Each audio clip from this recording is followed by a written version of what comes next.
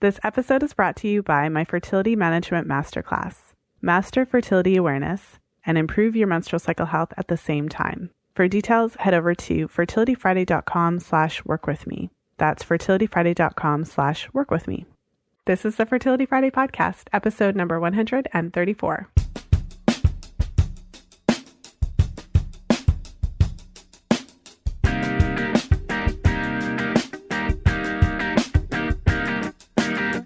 Welcome to the 134th episode of the Fertility Friday podcast. Thank you for joining me today. I'm Lisa from fertilityfriday.com, and this is your source of information about the fertility awareness method and all things fertility. Welcome to the show today. I'm so excited to share my interview with you. I have a great guest on the show, Mark Sklar, who's been on the show before, and so I'm really excited to have him back. We have a great conversation today about sperm health and sperm quality, and we really get into it. What do those numbers mean? What normal is? Where those numbers came from and how they've changed over the past 100 years, and why we should care about that and what it really means for us in our lives. So I know you're going to love this interview because it's an interview that you've been asking for. So I've had several requests specifically to talk more in depth about sperm health. And so just a few reminders, if you are looking for some additional support, working with somebody to interpret your charts and really to get a handle on using fertility awareness confidently, make sure to set up a free 15-minute consultation with me on my site if you have questions about the programs that I'm offering. So you can find out more information at fertilityfriday.com/workwithme. And also, if you're new to the show and you're looking for a bit of support around people who know what you're talking about when you're talking about mucus. See, it's funny. If you listen to the show, it becomes kind of second nature and natural to talk about all this stuff. But then you go out into the world and you talk to your friends or your partner and they kind of look at you funny, like, why would you want to talk about mucus? So I would like to invite you to join us in the private Facebook group that I host for the Fertility Friday community. So you can just head over to fertilityfriday.com/community and you'll be redirected to the group from there. So without further ado, let's hop into today's show with Mark Sklar. And today I'm very excited to welcome my guest, Mark Sklar, back to the show. For those of you who didn't listen to our first episode, I would definitely suggest for you to go back and listen to it. So I'll make sure to link that in the show notes. And so for those of you who don't know Dr. Sklar, he has been helping couples struggling to conceive and having healthy babies for 15 years now. And in addition to his Doctor of Acupuncture in Oriental Medicine, Dr. Sklar trained at the Harvard Medical School, Mind Body Medical Institute. He is the creator of marksklar.com and reproductivewellness.com, the co-author of Secret to Conception, and a fellow of the American Board of Oriental Reproductive Medicine. Lots and lots of words. I feel like I'm stumbling on it. You've done a lot. You're a very busy man. And in today's show, we're going to be talking about sperm health. This has been a really hot topic among the Fertility Friday community. So as I was telling you, Mark, before the show, I'm really excited to jump into these topics with you today, because today we're going to focus on sperm health. I get a lot of questions from listeners now that they know, now that it's on their radar. They want to know, they're getting the tests, they're going and having their husbands, get their sperm and partners' sperm quality tested. And so now they have these test results and they're like, well, what do I do now? So really excited to talk about that. Welcome to the show, Mark. Thanks so much for having me back, Lisa. I was excited when you contacted me again to have me back. It means you liked me the first time enough to have me back a second time, which is always nice. And certainly this topic is an important one that unfortunately is often overlooked, I think, across the board in almost any practice and somewhat taken for granted. So I think it's a wonderful topic for us to delve into today. Mm-hmm. Well, I don't mean to pigeonhole you. I know that I could have you on the show and talk about things that are not sperm quality and men's health. But I had a lot of great feedback from our interview that we did, and a lot of women will reference that, and now they just want more. So they want to know what to do when we get the tests. So, I mean, for anyone who wants to hear a little bit about Mark's history and background, I would suggest to go back to our previous episode for that. And so today, I would think we can just jump right in. Maybe you can share with us the basics about male fertility and why it's important that we need to be looking there and not just focusing solely on the woman like we usually do. Yeah, I think it's really easy first and foremost to get focused on the woman here, right? They carry the baby. We always focus on the egg and so forth. I think there's even like a book entitled something about the egg or some, whatever it might be. but I have yet to see a book entitled "It's All About the Sperm," right?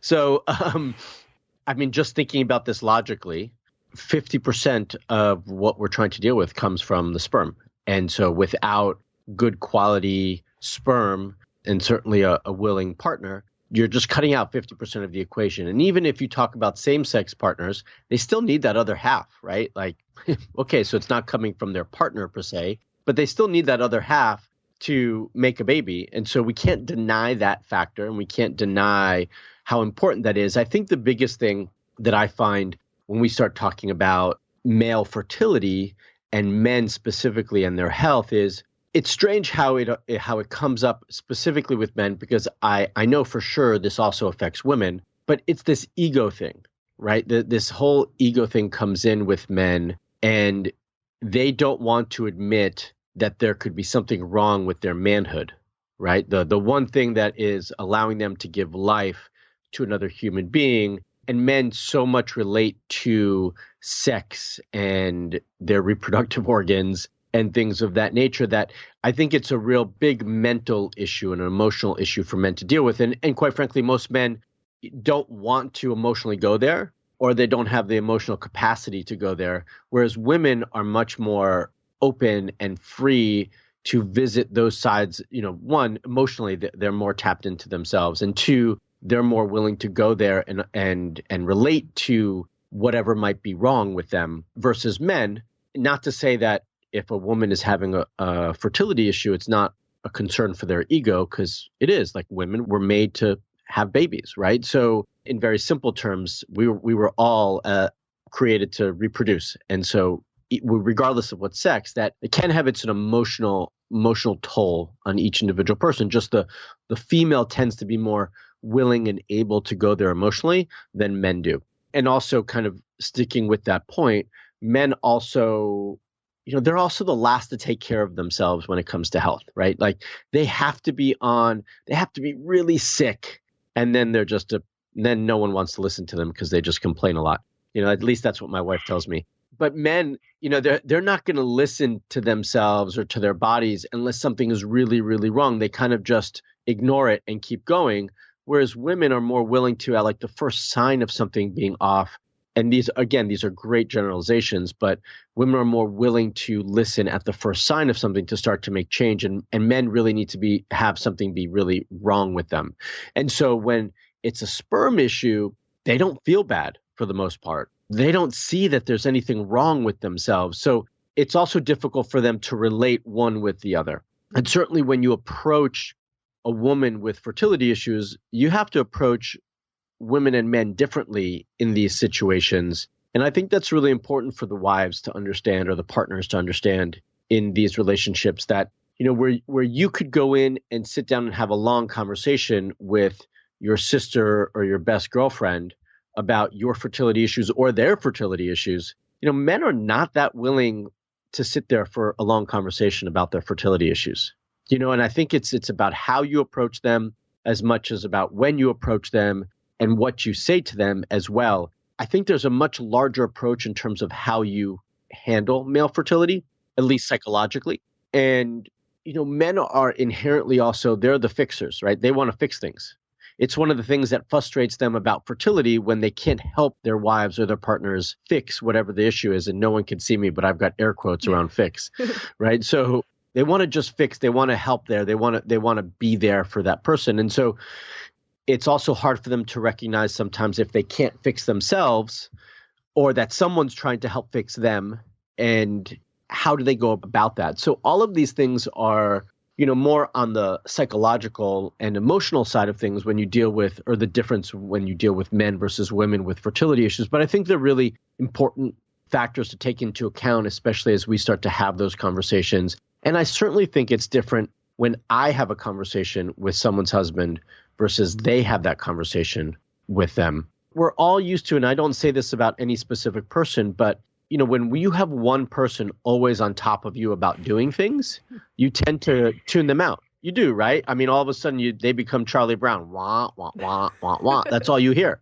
So I think when it comes from somebody else, it's much easier for me to be really direct and frank with them than it is for their partners or their wives as well. So I think there's a lot that comes with that. That being said, I think most men think that, I think they truly think, because they don't have the information and the knowledge, I think they truly believe that all, if not the majority of fertility issues come from the wives or their partners or the women, right? I think there's a misunderstanding, a big misunderstanding on what that looks like and what the true numbers are. And so they just think, well, I'm giving my sperm. Why isn't it working? It's not me, right? And so I think it's important to recognize and remember that the numbers are almost identical. There's about a 35 to 40% incidence of female infertility as much as male infertility. And then when you combine them, there's an additional 10% where it's both partners, 10 to 15% where it's both male and female. And so you're looking about, if you just look at numbers, I think you can pretty much say it's about 45 to 50%. It's either going to be a male or female issue, right? Which means we're about even. For simplicity's sake, let's just say there's as much of a chance as a male issue as there is as a female issue. It's not like female infertility happens more often. That's not the case. I think we just speak about it more. I also think that and women speak about it more. And I think there's more emphasis put on the egg than there is on the sperm. I think part of that comes because of conventional treatments these days with IUI and IVF, that there's more of an issue with eggs than sperm, because if they could just get one healthy sperm, for all intents and purposes, they can fertilize an egg. And so I think that's the other reason why those emphasis has been put on the female versus the man. But it's really not the case. I think they all need to take responsibility jointly. Well, and I think it's such an important point that you make. And I know we spoke about this in our previous episode, but I would be curious to your take on this as well. But in my experience, so I run group programs. I talk about fertility awareness. I teach women how to chart their cycles and how to interpret what's happening. And inevitably the conversation comes up, but you can statistic people until cows come home. You can tell them that it's 40 to 50%, but it's not my partner. And so right. The thing that I found is that regardless of how much you talk about these things, ultimately, no one really thinks that they're like, you're looking at your partner, he looks pretty healthy. I have seen, and I'm sure you've seen, women doing backflips, handsprings, somersaults, everything under the sun. You know what I mean? Like anything you can imagine she has done. And if someone says like, well, maybe you should get a sperm tested, she kind of might have some resistance to that, because ultimately, even though we can say those statistics, it has never realistically, actually, literally occurred to her that it could be him. Yeah, I think that's an issue as well. Absolutely. I see that over and over. If he's able to have an erection and have sex and ejaculate, why would it be him? Right? I think the easiest time where a couple thinks that the male might be involved is when he has ED or something like that, right? Or he can ejaculate, because then there's like this physical tangible thing that they can see or feel for all intents and purposes, right? That they realize that, okay, that's not working, right? So something must be wrong there. But the reality is I find that when women have issues, it's really easy to see for all intents and purposes. They have signs around ovulation or menstruation. Their menstrual cycles are off, or they have these discomforts. Women are more in tune with their bodies, so symptom wise, they're more willing to. They're more easily noticed, but they have a regular cycle that happens hopefully every 30 days, roughly, that they can notice if there's changes or something's wrong. Well, I'm not having cervical mucus. I know I should. Or my cycle's off all of a sudden, or whatever it might be. It's much easier to see that. Men don't have that, so it's a more tangible thing. But just like in women, when if a woman's menstrual cycle is off in some way, it's a bigger reflection of that there's something going on in the body that's off and not functioning properly. For men, the same thing is true. If their semen analysis is off, it's usually an indicator that something is going on in the body that's not functioning properly in their overall health that they need to pay attention to. Mm-hmm. It's just much harder to gather that information because they've got to get a test done versus a woman can just monitor their cycle regularly. Mm-hmm. So, I do think that it's much easier to gravitate towards a female issue than it is a male issue. And I think that's in and of itself is one of the first problems and hurdles that needs to be handled. That being said, like for all the testing and monitoring and so forth and exams that women have to go through, the one thing that for the most part, the one thing we're asking men to do is give a semen analysis, and there's resistance to it. I mean, you're asking a man to ejaculate, right? Like, for most men, that's not an issue. They'll do it in the shower, but now you're asking them to do it into a cup to measure it, and there's concern over it. So it's really at the end of the day, you're not asking them to even give blood. It's not the biggest deal in the world to have that test done. Well, and before we jump into, because I want to get into more of the specifics of what is considered normal and more about kind of the labs and the actual analysis, but I just have a bit of a comment. And again, I'm not sure if you've seen this experience as well, but I've actually had where, I have a client whose physician is hesitant to even test the semen because of that bias, that baseline assumption that we all seem to have, that it's her. So even though you've been struggling, even though you may have had a miscarriage before, whatever the case, it's like, well, maybe we should get his semen tested. And I've actually had it where, my client's doctor was like, well, why would you, we don't need to do that. And she had to push for it, which is interesting. It's beyond me. I mean, it's just beyond me. Here's the thing with that, right? Like, you'd rather say to yourself after it's been tested, I just wasted $150 and I wasted time. Like, that's the answer you want to have. Like, you'd rather that be the result. Like, I feel I just wasted my time and money on that semen analysis, and that's awesome. Like, that's actually how you want to feel at the end of it. Like, wow, maybe we shouldn't have done it. That's the result, because if everything comes back normal there, at least you've wasted your money and your time. Well, yeah. I mean, I just wanted to put that out there because I find also one of the challenges putting out all of this information is that often it's not as easy to do all of these things as it would seem. And sometimes you do get resistance from your practitioner, and that's super frustrating. So let's jump into, I want to talk a little bit more about the analysis. So I think we spoke a little bit about this in our previous interview together. Yep. But I really want to get a sense of how do we look at these semen analysis tests? What is considered to be normal? Is there a difference in how you would interpret it? And so how do you know if you're good? How do you know if there's a problem? One of the things to recognize is over let's say the last 50 years or 60 years, semen analysis numbers and parameters have changed. So the main three things that you're looking at, for those who don't know, are sperm count, morphology, and motility. Morphology is the way they swim. Motility is the way they swim. Morphology is the way they look. I usually say it in a certain order, so that's how I went in my head. Those are the three parameters. Sperm count, for the most part, is the one that's changed the most over that time frame. That it used to be considered that 80 million sperm was considered normal, and now what's considered normal is 20 million. That's a big difference, right? So let's just say, because I don't know exactly when the parameter started to shift. I can't recall. But let's just say it was 60 years ago. So over the last 60 years, it went from 80 million to 60 million to 40 million. Now we're at 20 million. That's considered normal. Why would we consider that normal? Right? Like, it's the biggest factor, count, because that's the pure number. Everything else is a percentage based on that number. So the more sperm we have, the better off, right? We want more. Even if your percentages of morphology or motility don't change, if you have more sperm in your count, your numbers in those percentages go up incrementally. So you just need to recognize that. Well, and that brings up two questions, and I'm sure you can guess what they are. So the first one is, why the heck did it go down? So we could talk a little bit about that. That's ridiculous. It's like a quarter of the amount, and this is the new normal. It's all good. Like, what's it going to be in 50 years? Like 5? So then the second question is, how many sperm do we need? Do you need to actually conceive? So how many sperm are required to get, from a biological standpoint, how many sperm have to be ejaculated in order to get enough in the tubes so that someone meets with someone else?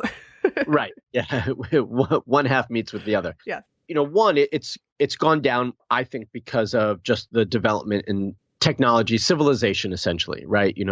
We've had increase in chemical exposure, quality of food, stress, the environment. I mean, the list probably can go on. And so those numbers have gone down for that reason. I don't believe that we should consider 20 million to be the end all be all. We're shooting for higher, but we know that with 20 million, we can do what we need to do. On some reports, I've even seen considered normal over 15 million. So it is starting to go down in some labs. I think most fertility clinics would say that at least if we had 10 million sperm, we think it's comfortable that someone could try to conceive naturally at home. Once you start doing IUI, then you want at least around 8 million. We prefer 10, but you're looking at like roughly a minimum of like 8 million. And then with IVF, that's very different because all you need is as many eggs as you have.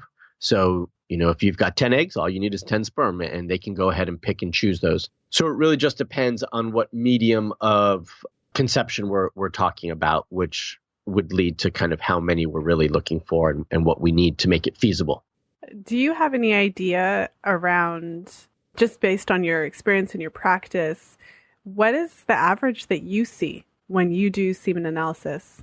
It's all over the board, really. I mean, I see some men with 90 to 120 million, and I see some men with 5 to 15.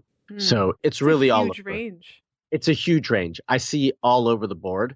It's partly why I think that testing needs to be done up front, because I think that would dramatically change someone's treatment plan and course of action depending on the information that's gathered, or at least make them more aware of what else they need to be doing. Like, why waste, if the woman's being treated, let's just say for 3 months or 6 months, whatever it is, why waste that time and not also simultaneously have the ability to treat the man and be proactive about it if there's something there, versus treating the woman for 6 months, trying, it's not working out. Oh, let's now test the man, come to realize there's something wrong. And now you've got another 3 to 6 months of treatment, right? So like, why push those things behind and just the amount of time and money and sanity that could be saved just by testing this up front once somebody has a speculation that there might be something wrong is beyond me. And it sounds like it's obviously really, really common as well, like really common to have that. So now I want to know from your own perspective, so personal, professional, from your experience, what is optimal? So if in your perfect world, what is an optimal sperm count for a man?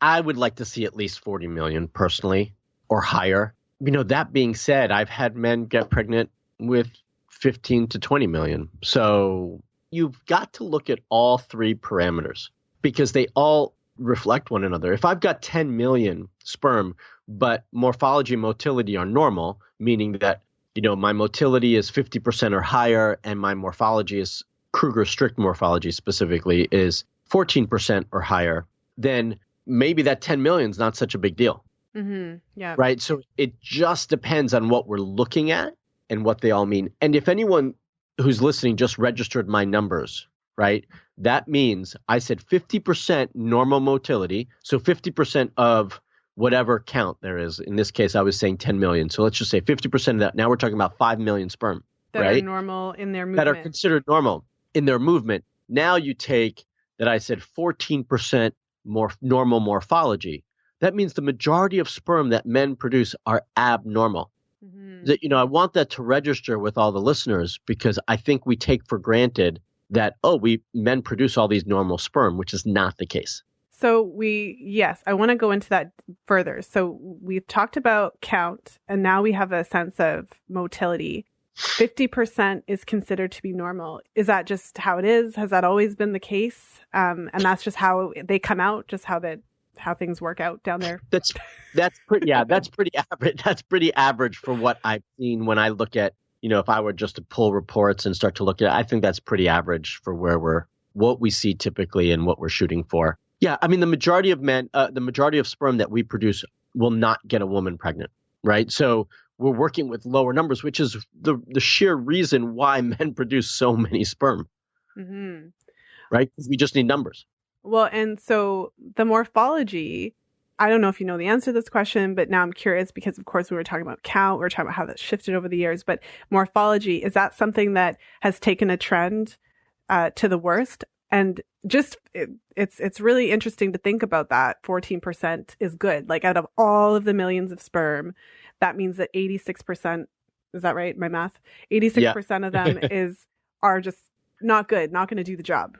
Correct. And I will tell you on average what I see in my practice, and you have to recognize that my practice is skewed because I already inherently see couples that already having issues with fertility, right? I'm not seeing the general mass population who don't have any issues. So I can't tell you what their numbers look like, but I can tell you in my practice, the average normal morphology that I see is around 6 to 8%. Oh my goodness. That's really interesting. When you have so I'm just going to kind of go on a tangent that's sort of related, because in the work that I do, I've done a lot of deep research into cervical mucus and the role that it has in screening out bad sperm. Mm-hmm. And so there's different types of mucus. There's 4 different types of mucus. And one of the types of mucus, its role specifically is to weed out the sperm. And it does it in physical ways. So one of the ways is that it's more of a thicker viscous variety, and the sperm with bad motility can't actually swim through. So it's like a collection basket. And then that same type of mucus has these little loafs, which it's called L mucus because it has these little loafs that then go and attack the sperm that have poor morphology. So then to put it into perspective, Mother Nature has a screening tool whereby only the sperm that have good motility and good morphology even get past the mucus in general. Mm-hmm. And that puts into severe question even if you have 20 million sperm, if the average of what you're seeing in patients that are struggling to conceive is 6%, then what is that number? Like, I can't do that in my head right now. But that is how many sperm actually make it through the mucus and have a shot. And half of them are going to be in the wrong tube. Yeah, essentially. So I feel like that really kind of puts it into perspective for why it's so important. So now all the listeners are dying to know. So you go, you've convinced the partner to have the test. We have the results. We're shocked and scared because now we see, oh my goodness, this is really happening. It really could be him. So what can you do if you have poor count? Maybe each question, maybe each part should have a different, or I'm not sure if it's the same, but break it down for us. Well, when you start to get into some detail there, then there starts to be some distinction between all 3 aspects in terms of treatment. But overall, I do like to look at all of it in kind of one fell swoop, especially as we're looking at more lifestyle and dietary changes for men to make, because those changes will have an effect across the board, regardless of the parameter we're talking about. But there's a lot that men can do. And I think that, certainly that first battle is the recognition that there is an issue that needs to be handled, and the willingness in part of the man to really start to take action and take responsibility for, their part in this process.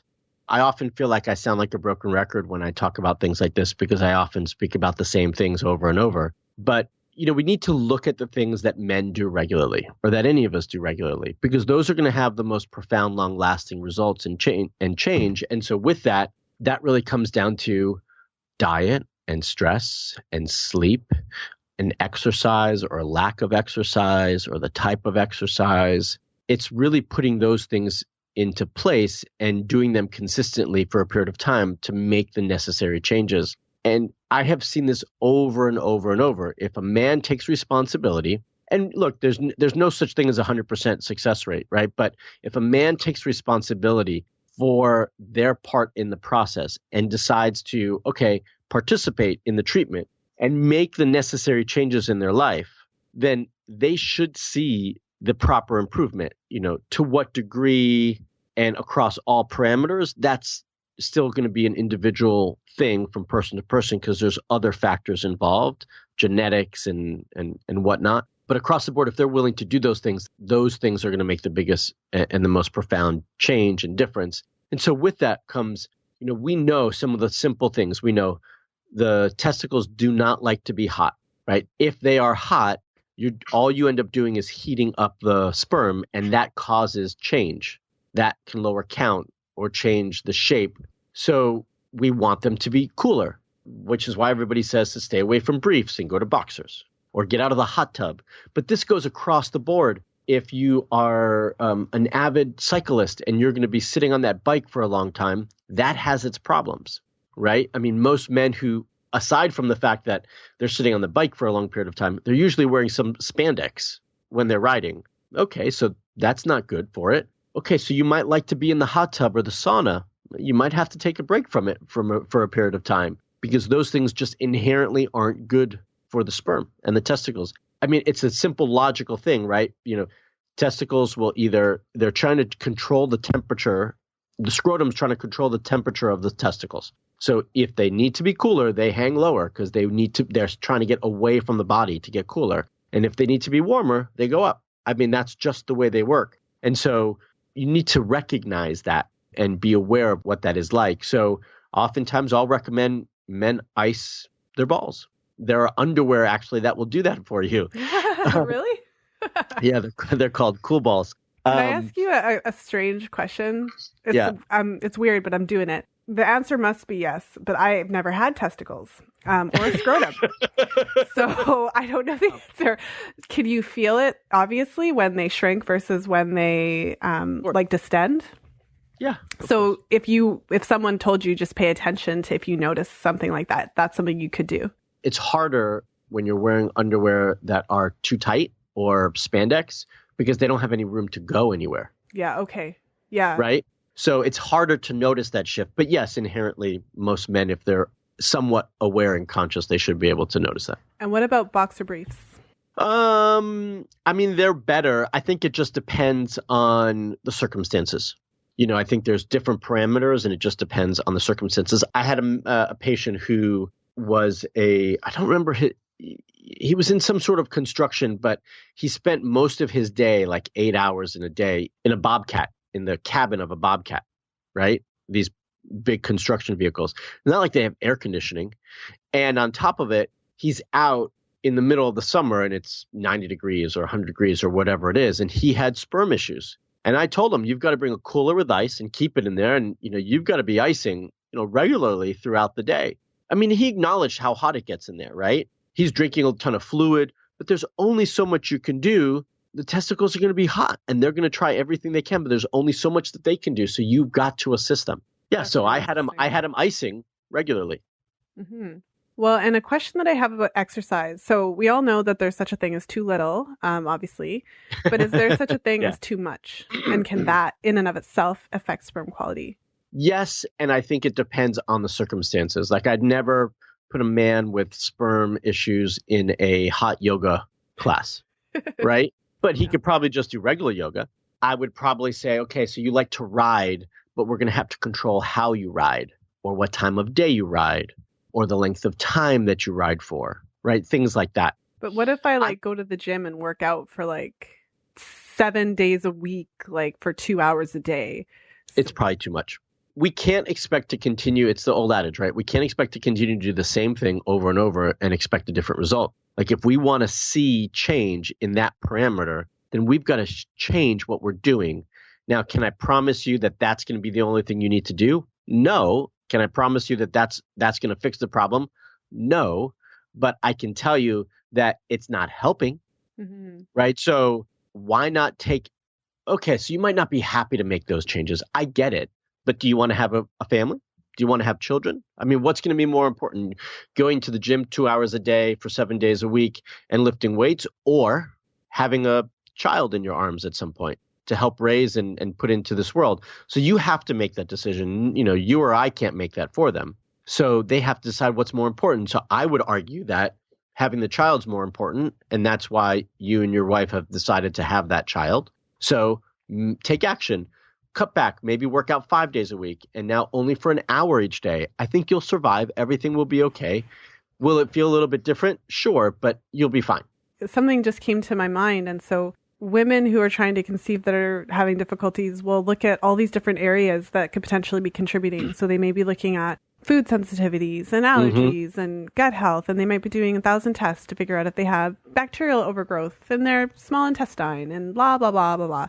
And then meanwhile, their partners may cut down from drinking 5 beers a week to 1. So right? So I guess my question is does that type of approach where optimizing health, looking into those types of things, I mean, my initial thought is, well, that kind of sounds like overkill, but then why is it? Because he may not carry the child, but the child is half of his genetic material. Do these types of things come into play with respect to his sperm quality? Yes. I mean, it's a simple yes. Now, can I say that they come into play with every man? No, I don't think that's the case. I think we just have to take it case by case. I don't think when it comes to anybody's health or fertility that there's any generalizations that can be made. But I do think that those things are important. And if someone comes in and they've got terrible diet and bad digestion, do I think that's impacting their fertility? Absolutely. Mm-hmm. Yeah.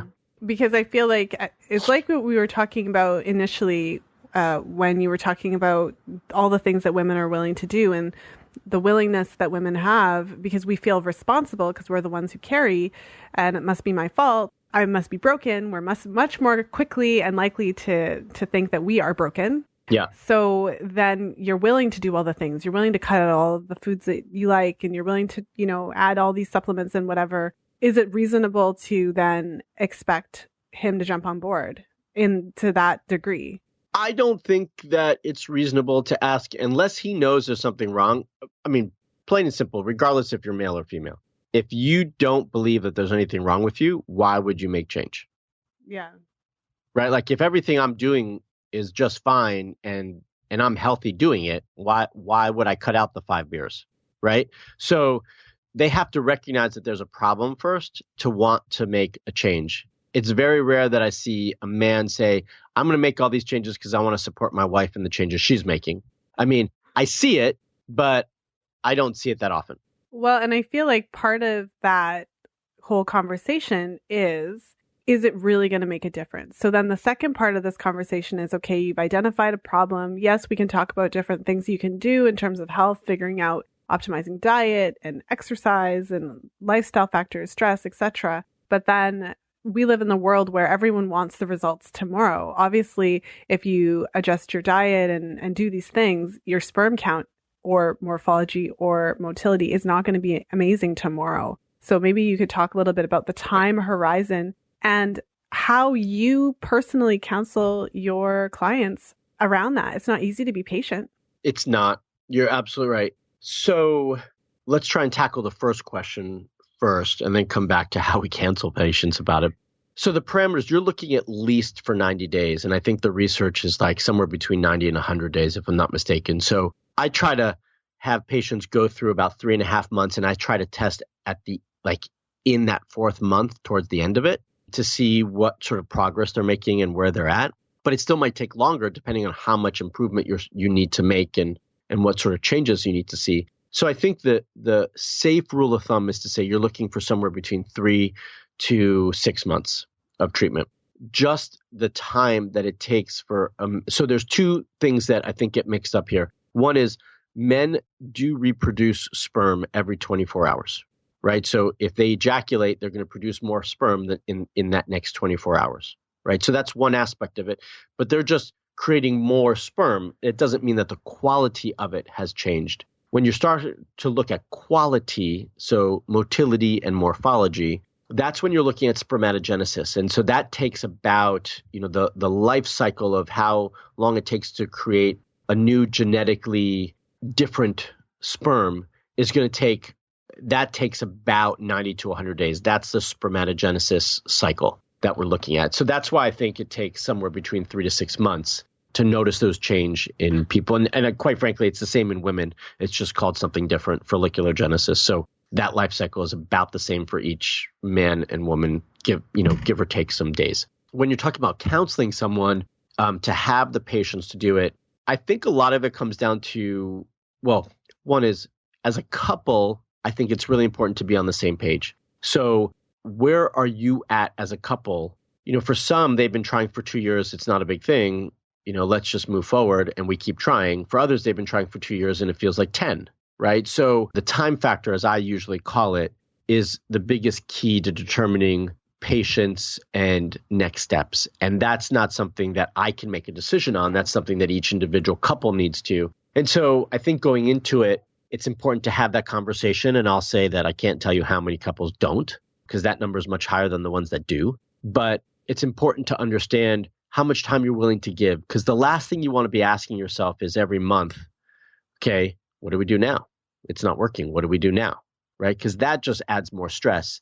It's important to be able to say, okay, Mark said it's going to take 3 to 4 months. Let's give it those 4 months. We're not going to really talk about it in that time frame other than like it's time to have sex because I'm ovulating potentially. And let's not revisit this like stressful conversation about what do we do next until the 4-month time frame. It allows life to go on and allows you to live your life versus having that conversation regularly. So I think individually you have to understand where you guys are at as a couple and what makes sense to move forward. Just because I believe someone is young and has time doesn't mean that they feel that way.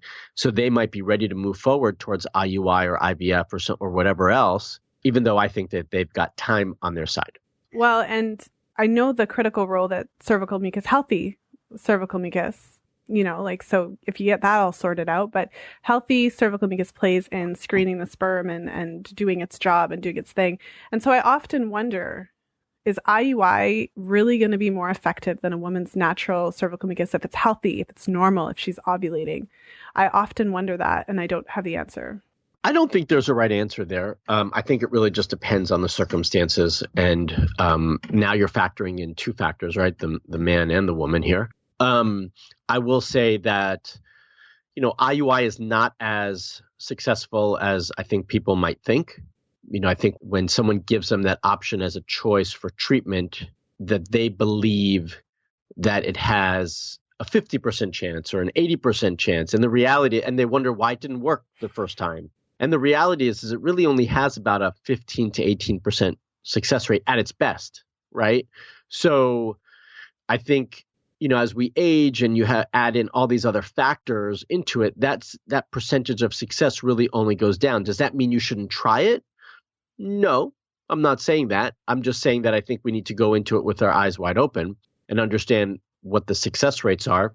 That's also why fertility clinics tend to push patients towards IVF versus IUI, because the success rate is much higher. So among other things, there's a lot of variables there. But with IVF, the success rate's much higher. It's still not 100%, and if at best, maybe 50%. But that's why I think, they say, well, is it really worthwhile doing an IUI? It's not that an IUI is not useful, but I would, kind of ask myself the same question that you asked, which was just using regular intercourse, if we can change some of these parameters, is that a better option? And that may be yes, it might be no, depending on the circumstances that we have at hand with the couple. I do like, and for whatever reason, every time I use this term, everybody always gets on top of me for it. But I like home IUI, and I know everyone was like, but it's not IUI at home. It's a cervical cap, and don't mislead anybody. Okay, fine. But it's an easy conversation, right? People understand what IUI is. It's easy to say home IUI versus home cervical cap because people don't know what that is. So basically doing some sort of insemination at home, I find to be as successful in percentage rate, if not more, if people are doing it right and able to do it, than going in and kind of doing IUI at the office. Yeah, no, the IUI conversation is a big one. So I won't go down that rabbit hole because I could.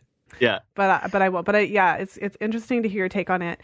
And going back to what you were talking about with respect to the time horizon, it really struck me one of the things that you said earlier, which is that it's really important for everyone to consider getting this checked out and checked off the list at the outset of this process. Yeah. Because it's the same thing with women. And I think that when you look at, your good old science textbook and you go through the process of how babies form, and it takes you through up until a certain point, babies are differentiated, meaning that women and men have the same parts in a different formation. We started from the same stuff. So when we're talking about creating healthy sperm, just like when we're talking about creating healthy eggs, they came from the same stuff. So the same things that are going to support a woman's healthy egg formation and her healthy cervical mucus and all of those things, her healthy menstrual cycle, are the exact same things that are going to help his sperm quality and semen quality and all of those things. And I feel like for some reason we forget that. So it makes perfect sense that in order to support his sperm health and sperm quality, that you would have to clean up all of the same types of things and have a same time horizon. But then for all the women who are listening who've been trying for 2 years, thinking that they're the problem, doing the backflips and somersaults and all the things, only to find that now you're at the start line again. And it's going to take another 6 months to really get into solving the problems on his side. Yeah, it's frustrating. And I get emails like that all the time. And I recognize the frustration. But unfortunately, if someone comes into my office and says, I've been trying for 2 years, and then I come to find out that there's some sort of issue that's been ignored or left out and hasn't been treated, in my mind, they haven't been trying because they didn't even have a chance in that time frame to get pregnant. Well, Mark, it's funny you should say that because I have a very similar perspective, although albeit different. So from a fertility awareness perspective, I see the charts, and on charts, you see the sex. And so if you have been quote unquote trying for 2 years, but your partner's frequently out of town, and I look at the sex and it doesn't line up with the mucus, then although you feel like you've been charting for 2 years or trying for 2 years, you've been trying for 3 months because I can see 3 months where you actually had sex at the time and the rest of the months you didn't. I see it all the time. I say the exact same thing all the time. I just said it around, sperm quality or count, but the reality is the same thing. I see patients who, just like you said, they're out of town, someone's out of town, and they can't line up their intercourse with ovulation. And so they say they've been trying for a year, but they've really only had true ovulation sex twice. And so it's so interesting because that's a remnant of our programming to believe that you are fertile all the time, and a problem with if you're trying with not recognizing, understanding your cycle, because then you truly believe that every act of intercourse constitutes a try, and it does not. It does not. There's a very short window of time that actually does. Yeah, and that's why it's such an effective birth control method, but I digress.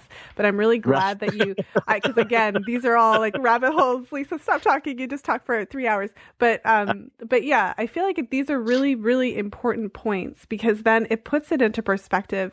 From my perspective, looking at it, 6 months from now is going to come either way. Yeah. That's one thing. You can mark it on your calendar, and regardless of what you decide to do, it's going to happen. We will eventually be in August or whatever. So I don't know exactly what the best way is. Maybe over the years, as I continue in this field, I'll have a better way of sharing that and expressing that to the women that I work with. Because from my perspective, I think to myself, especially coming from, I have, as a mom of 2 kids, from my perspective, although it feels like a lifetime, 6 months is worth it to have a healthy baby. It feels like a lifetime. It's unimaginable. But from a perspective as a mom, if you have a baby and your body isn't quite up to it and you end up having some issues and challenges, you just don't know. That can change the course of your life. But if you take some time and focus on improving things to the point that your body's able to conceive and carry naturally, I mean, it may not happen, but 6 months will come regardless. So if it does, you'll never regret doing that ever. And it will come quickly. I mean, look, we're talking right now. It's the 3rd week of March. And I tell you, if I close my eyes, to me, it still feels like the 1st week of January. Yeah. Right? I mean, this has happened so quickly that we're in the middle of March. And I know it was just New Year's. It happens so fast. It will go by quickly. Some parts faster than others, some parts slower than others, but it's worth doing to be able to not only conceive, but have a healthy pregnancy and a healthy baby. And that's really what the goal is. Well, and, I think the majority of our conversation, and correctly so, if that's even a word, has been focused on more of the general things that we can do to improve health. So I know some of my listeners are going to want to know, because we still have that idea that there's a magic pill or a magic supplement or something that we can do that is going to get the sperm count to be right there. So for that listener, what would you like to tell her? I think some general things that need to be taken into account for all men. I call these like my foundational supplements. So everyone should be on some vitamin D in some amount, and that just depends on what your levels are. Everyone should be on some essential fatty acids like fish oil, preferably, or cod liver oil. Everyone should be, now we're talking about men specifically. I think when we're talking about male fertility and treatment, then I think all men should be on some good quality antioxidants, some high antioxidants like a pycnogenol or pine bark. And that goes deeper depending on the severity of what you're trying to deal with and treat. The CoQ10 is good for sperm quality. L-arginine, L-carnitine. L-arginine more for morphology, L-carnitine more for motility. there's a lot of these blends out there. They all sound the same to me, so I don't remember all of them and what's in them, but they're okay. And I can't say that I haven't seen sperm parameters change when someone takes them, because I have, but I prefer to have certain dosages of certain nutrients for men. And so that's where I go individually, because I think you're going to get more of a powerful effect for men when you start to influence these specific nutrients. Every man should be foundationally should be on like zinc and selenium and vitamin C. So you take those, and if that's all you did, I still think you'd see some nice changes. And then it really starts to get individualized for men on what they can and can't take and what they should be on, depending on their circumstances and numbers and everything else that we see. Yeah, I feel like the important takeaway is that there is a lot of things that you can do. And those things that you're mentioning, I mean, you can go and research it yourself and find out the quality, because there's a lot of studies that have been done on specific nutrients that link it to sperm qualities, because I've done a little bit of research in that area as well. So there's a lot of nutrients specifically linked to improving sperm quality. So this is, evidence-based stuff, and obviously has to be tailored to the specific situation, everything. So I really appreciate you being here, Mark. The last question of the day that I want to ask you, just given everything that we've spoken about, we've covered a lot of ground. What is the one thing that you want the listeners to take away from our conversation? I would probably say two things: be proactive and take action. Those are two things that I think it's really important. By being proactive, I mean, start sooner than you think and test potentially more than you've been told to test or think you should test. And then take action is really start to take action in what needs to be changed on both sides of the fence, both men and women, so that you guys can get the results that you're looking for. And with that being said, does that mean that you have all the answers on your own? No, but you can find someone who can help guide you and help you make a plan to get the results and be successful that you're looking for. So be proactive and take action. Mm-hmm. Wonderful words to end on. Thank you so much, Mark. It was a pleasure, as always, having you on the show. Thanks so much for being here. Thanks for having me, Lisa.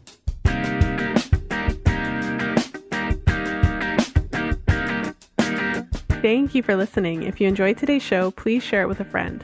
You'll find the show notes page for today's episode at fertilityfriday.com/134. I hope that you enjoyed my interview with Mark Sklar. Always a pleasure to have him on the show. And I know a lot of you really wanted to hear more about sperm health. And so I received a number of emails about this topic and lots of talk about it in the Facebook group. And so I was really excited to have Mark back on the show to get into it further. And there's so many takeaways that I have from our conversation, and I know that you do too. And so a few that I just want to highlight. One is that it's a really good idea to get this sorted out on the front end. I'm really big on ruling things out. Starting up front, knowing what the potential challenges are, and if you run into any difficulties, going right ahead and just ruling things out. Get the testing done just to make sure everything's great, because the worst case scenario, you do the test and it shows that everything is fine, and then at least you know that that is not the place that you need to look. It's so important, because I can't even imagine the number of women that have been spending months and potentially years trying to fix themselves, because of course the underlying assumption is that there's something wrong with me, because we are the ones that carry the babies. But then all this time there was an issue, on his side that just wasn't being addressed because no one was aware of it. So I hope that this episode has inspired you to stop thinking that it couldn't happen to you, or it couldn't be you, and it couldn't possibly be your partner. It's not to point fingers or lay the blame or any of that type of stuff, but we have to be realistic. The type of world that we're living in these days, there's lots of toxins, lots of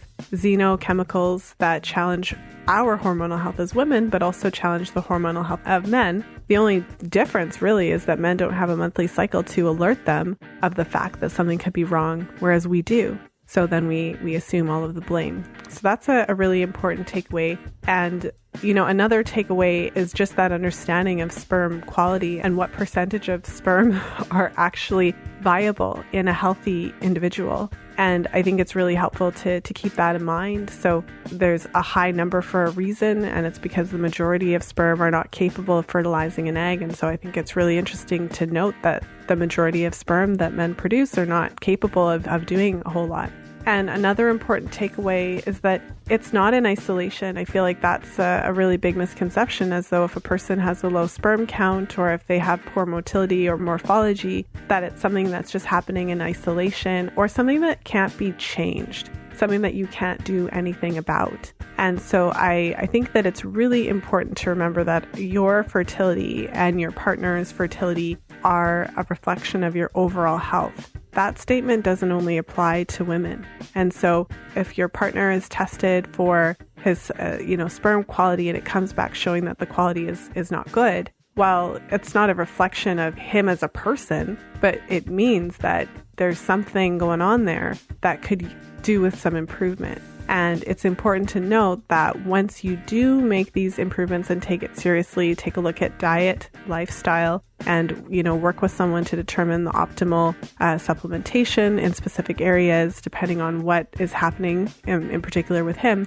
it's important to know that you can improve it. So it's not a life sentence. It's not that low sperm count is necessarily something that you're just saddled with forever. It means that you can actually do a lot of things to improve that.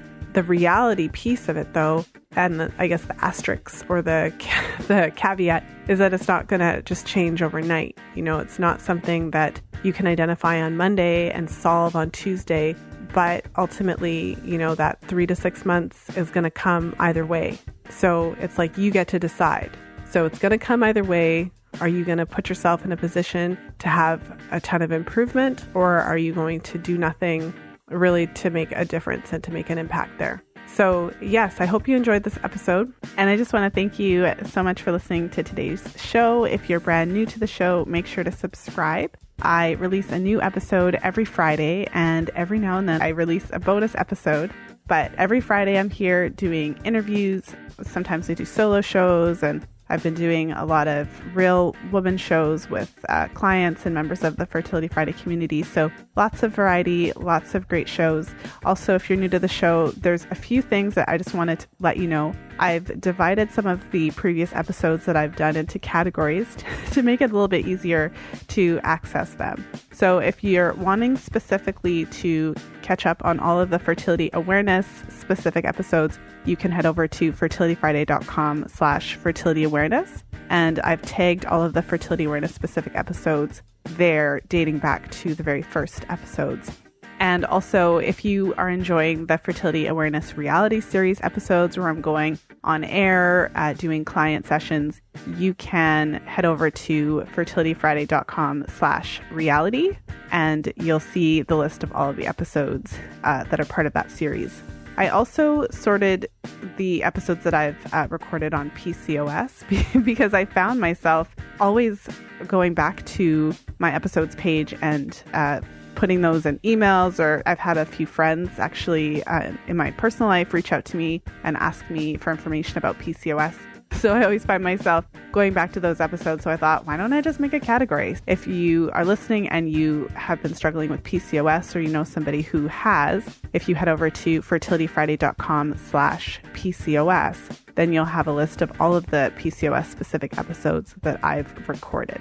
So I hope that you find that all helpful. I was thinking of ways just to separate out all of the interviews that, it's quite a few now that we're at 133 episodes. So it can be a little bit more of a challenge, especially if you're new to the show, to sort through them all and figure out which episodes are the most relevant to you right now. And I know many of you go back and listen to all of them. So whatever works for you. But I at least wanted to help you sift through some of them on those topics that I know a lot of you are interested in. And so thank you again for hanging out with me today. I really appreciate all of you for taking the time to tune into the podcast and let me be a part of your day. I know that a lot of you take me on your commute to work, and some of you take me when you're working out, and listen in when you're, walking the dog or doing housework or whatever you're doing. So I really appreciate you taking the time. There's, hundreds of thousands of podcasts you could be listening to right now, but you are choosing to listen to this one. So I really appreciate it. And as always, until next time, be well and happy charting.